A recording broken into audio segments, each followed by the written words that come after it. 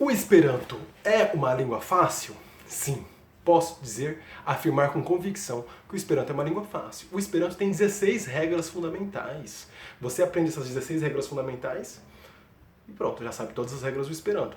Você não tem exceções para essas regras. Compare com a língua portuguesa, por exemplo. Nós que falamos língua portuguesa. A língua portuguesa tem quantas regras? Você sabe? Não sei se alguém sabe, nunca soube de ninguém que tenha contado quantas regras nós temos na língua portuguesa. E em língua portuguesa nós temos algumas regras, todas as regras têm exceções, né? Então começa por aí. Você vai aprender a regra, depois você tem que aprender a exceção da regra. E nós temos algumas exceções às regras que são tão bem construídas e que se tornam outras regras. Nós temos a regra, a exceção à regra, que se torna uma nova regra, e essa nova regra também possui exceções. Então você imagina que nós temos realmente muita dificuldade para aprender a língua portuguesa. Nós, brasileiros, que nascemos em países de língua portuguesa, nós temos que estudar a língua portuguesa para realmente conseguir falar bem esse idioma, né? Falar, ler, escrever, ouvir bem em língua portuguesa. Você imagina para um estrangeiro aprender a língua portuguesa. E isso não é só com a língua portuguesa. Obviamente, muita gente sabe que a língua inglesa, ela sim é mais fácil do que a língua portuguesa.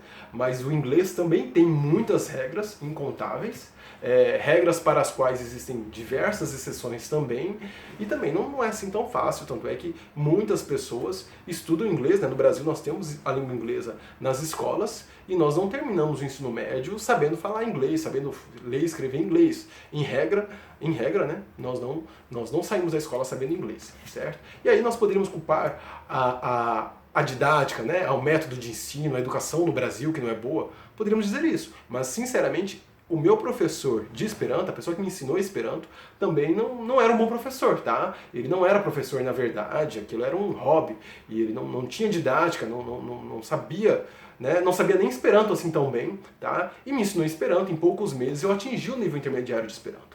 Aliás, essa é uma das coisas. Quanto tempo, essa é uma das informações importantes, né, para avaliar se uma língua é fácil de ser aprendida. Quanto tempo uma pessoa precisa para aprender inglês, né? As escolinhas de inglês, geralmente, se você termina o curso completo dessa escolinha, geralmente em 5 anos, tá? Em 5 anos você sai, né, tendo um nível bom, né, em língua inglesa, né?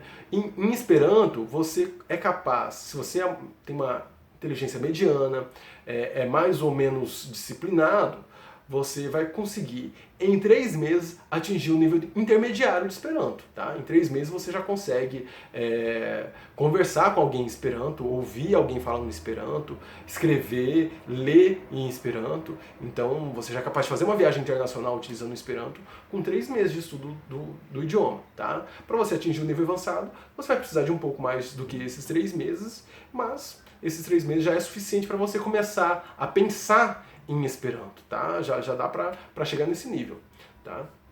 Então, por quê? Porque é uma língua com poucas regras, é uma língua regular, tá? É uma língua com regularidade, é uma língua que tem um procedimento, um método de derivação de palavras que é fantástico. Tá? Em língua portuguesa, por exemplo, nós temos a palavra casa e a palavra casebre, né? Casebre é uma palavra derivada da palavra casa, tá? Mas quem sabe em língua portuguesa falar a palavra casa, ela não necessariamente conhece a palavra casebre, percebe? Porque essa derivação não é intuitiva, tá?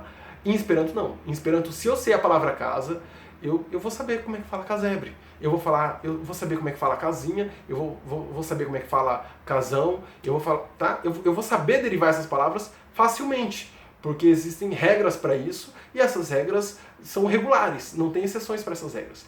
Isso tem um potencial de acelerar o seu aprendizado da língua que é fenomenal, é fantástico. Você passar pela experiência de aprender Esperanto é fenomenal, é mágico, sabe?